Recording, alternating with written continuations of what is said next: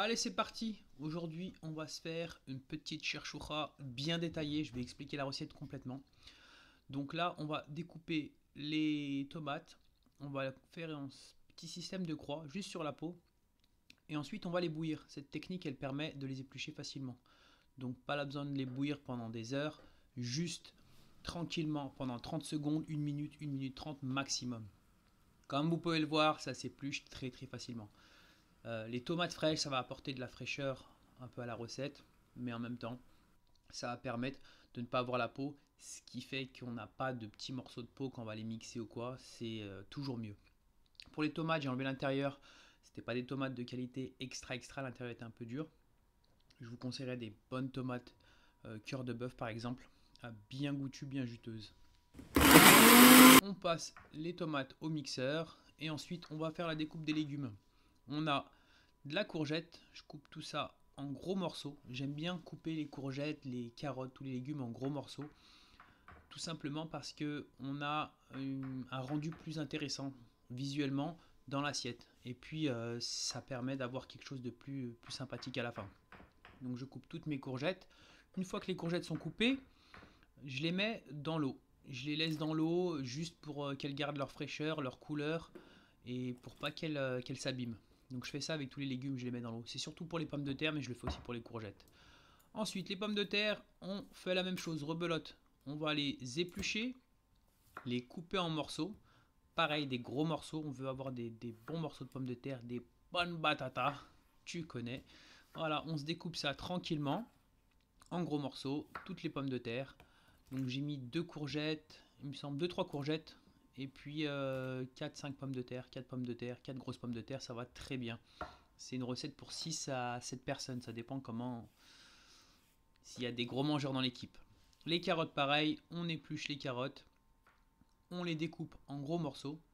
Voilà, 1, 2, 3 morceaux par carotte, 4 morceaux, ça dépend de la taille des carottes. Et pareil, une fois qu'on aura coupé toutes les carottes, on les mettra dans l'eau de côté. Voilà, je finis de découper tout ça et je balance tout ça dans l'eau. Une fois que c'est dans l'eau, je mets un petit peu de sel, ça permettra aussi peut-être de dégorger un peu les courgettes. Voilà, on laisse ça de côté et on va attaquer à la suite. Comme ça, au moins, tous nos légumes restent bien frais, bien vivants. Pour la viande, on va passer à la marinade. Alors, sel, poivre, bien assaisonné. Ensuite, du paprika et un peu de piment en poudre. Et du sel hanout. De l'huile d'olive, j'ai mis un petit peu d'huile d'olive et j'ai bien mariné, bien mélangé la viande. J'en ai remis un peu plus tard, on ne voit pas dans la vidéo, mais j'en ai mis un peu plus. Il faut que la viande soit bien enrobée et bien marinée de toutes ces épices. C'est très important. Voilà. Un petit coup de nettoyage, zdic. Petit coup de nettoyage, tranquille le chat. On récupère, bien sûr, j'avais mixé les tomates fraîches. On met ça dans un bol de côté et on passe à la cuisine. On va cuire tous nos légumes, nos viandes avec de l'huile d'olive et du beurre. J'aime bien commencer avec de l'huile d'olive et du beurre parce que ça va bien ensemble. En général, que du beurre, le beurre brûle et puis l'huile d'olive, c'est pareil, c'est mieux d'avoir les deux ensemble. On fait revenir la viande. Je fais bien revenir la viande, j'aime bien la dorer. Contrairement à certaines personnes qui mettent dans une casserole toute la viande, tous les oignons hachés ou râpés, la tomate râpée qui recouvre d'eau avec le concentré de tomate et qui laisse cuire directement. Je trouve pas la méthode terrible quoi. Le goût est important et pour moi faire revenir la viande, qu'elle soit bien dorée, ça va créer un bon départ de sauce qui va donner du goût pour la suite de la recette. Donc comme vous pouvez voir, je fais bien dorer tous les morceaux de tous les côtés à feu moyen, pas besoin de mettre le feu à fond, un petit feu moyen tranquillement, on prend son temps et puis voilà, bien doré comme ça, c'est parfait. Donc pour tous les morceaux, je fais ça pour être sûr qu'ils soient bien dorés, bien colorés et que le jus prenne du goût quoi. Ensuite, on va retirer les morceaux de viande pour passer à la cuisson des oignons. Vous voyez le jus au fond là qui se crée grâce au sucre de la viande, c'est vraiment ça change totalement le goût de la sauce quoi. Ça donne vraiment du goût à la sauce et c'est vraiment une partie très importante pour moi de faire revenir la viande en premier. Ensuite, dans cette même sauce, je vais mettre mes oignons découpés en petits morceaux. Vous pouvez les couper plus petits ou vous pouvez aussi les râper. bien remuer les oignons avec la sauce, récupérer tous les sucs gastriques, tous les sucs, pardon, et bien mélanger, bien mélanger, afin que ça enrobe bien tous les oignons. Vous voyez comment ça peut caraméliser, mais pas les brûler non plus. On ajoute de l'ail, beaucoup d'ail. Moi j'aime bien qu'il y ait beaucoup d'ail. De toute façon, ça va pas être fort en ail, ça va donner du goût, mais comme ça va cuire à long feu, doucement, à petit feu, ça va mijoter tranquillement. On n'aura pas un goût d'ail trop fort. Voilà. Ensuite, on rebalance le jus de la viande, surtout très important, ne jamais jeter cette substance magique. Et les morceaux de viande. On rebalance le tout et on mélange bien. Pareil, on va enrober la viande avec les oignons qui sont imprégnés de la sauce. Que la sauce, les oignons et l'ail soient bien autour de chaque morceau de viande. C'est très important. J'ajoute ensuite mon coulis de tomates, mes tomates que j'ai mixées préalablement pour amener cette fraîcheur. Et pareil, comme toujours, on mélange bien et on s'assure que tout soit bien enrobé. Voilà. Ensuite, derrière, j'ajoute mon coulis de tomate. Vous pouvez ajouter de la tomate concentrée, donc une grosse cuillère de tomate concentrée. J'ai préféré partir sur un coulis de tomate. Et ensuite, je remue bien, encore toujours bien remuer avant de mettre l'eau. Derrière, on va ajouter l'eau pour compléter la sauce. Donc j'y vais bien. L'eau, vous pouvez en mettre. Moi, j'ai mis deux gros bols, Puis j'en ai même rajouté un petit peu après.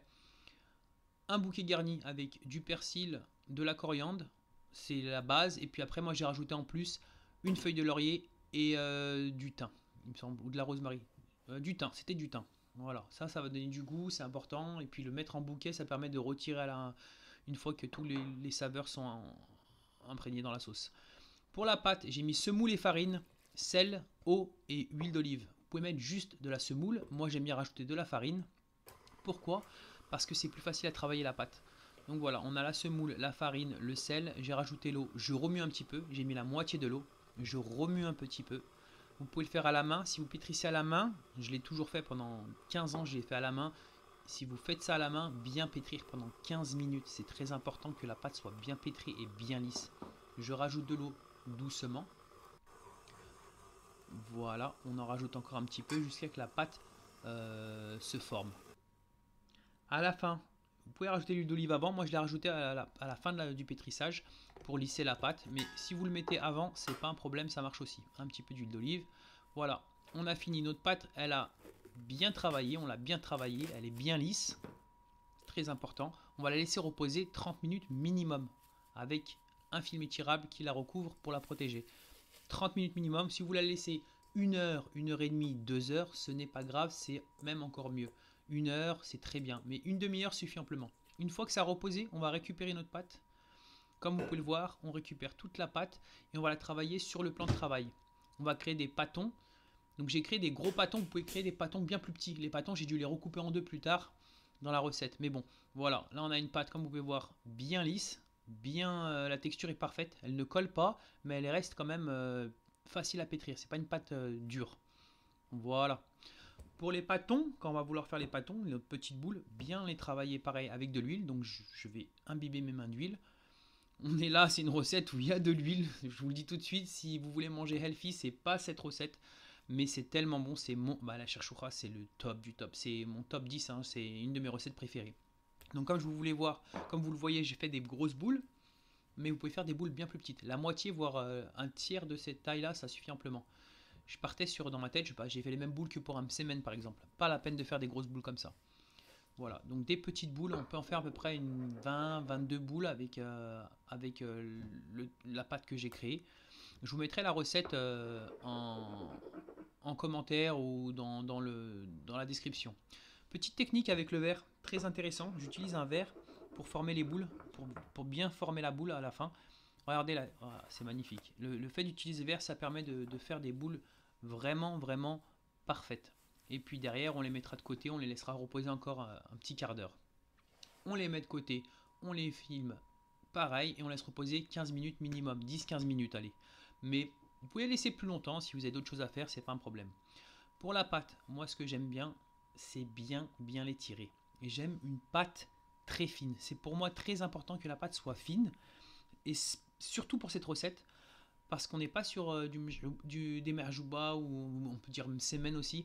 On est vraiment sur une pâte bien plus fine. Donc je l'étire un maximum. Vous voyez, on voit à travers, on voit la planche à découper à travers. C'est très très important pour moi de l'étirer. S'il y a des trous, c'est pas grave. Dans tous les cas, la pâte, on va la déchirer une fois qu'elle sera cuite. On va la déchirer en morceaux. Donc le plus important, c'est qu'elle soit bien fine. Donc on étire, vous voyez, on voit carrément à travers ma main.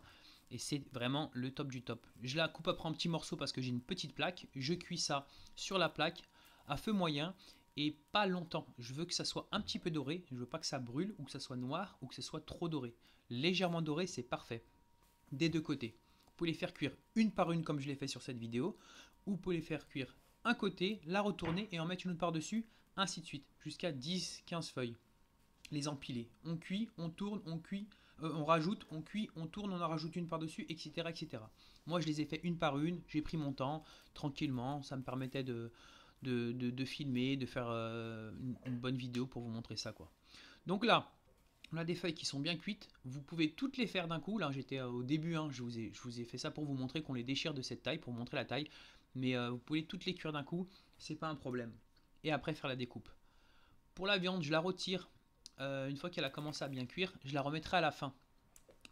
Donc là, vous pouvez voir qu'elle n'est pas encore bien tendre, mais elle a déjà bien cuit pendant une bonne heure. Donc moi, dans l'idéal, j'aime bien cuire ça pendant une demi-heure, 3/4 d'heure. Puis les sortir et encore cuire. Alors là, je rajoute les carottes. Donc les ingrédients, c'est dans l'ordre. Il faut bien mettre les carottes d'abord, puis ensuite les pois chiches, laisser cuire un peu. 10 minutes après, mettre les pommes de terre, laisser cuire pendant 10-15 minutes encore. À feu doux, là, c'était un peu fort, j'ai réduit après. Ensuite, les courgettes, pareil, on les rajoute à la fin. C'est ce qui est le plus rapide à cuire. On les laisse bien cuire quand même 15-20 minutes, 20 minutes. Hein. Ensuite, on va passer au plat. On met la pâte à cherchoucha dans l'assiette. Voilà, on les sépare un petit peu.